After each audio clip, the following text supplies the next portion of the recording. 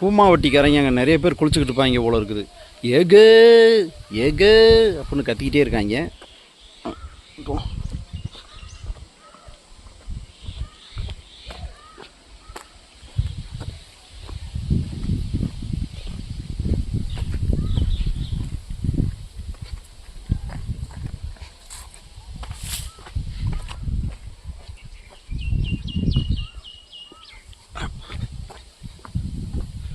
பார்த்தீங்களா, இதில் தான் இறங்கி வந்தேன். இப்போ ஆக்சுவலாக கேமராவில் பார்க்குறதுக்கு அவ்வளோ கிரிட்டிக்கலாக தெரியல தானே, ஆனால் இறங்குறதுக்கு கொஞ்சம் சிரமமாக தான் இருந்துச்சு. நான் என்ன சொல்கிறேன்னா, நீங்கள் கூமாப்பட்டியை மேப்பில் கண்டுபிடிச்சி போகிறது ரொம்ப சிரமம்.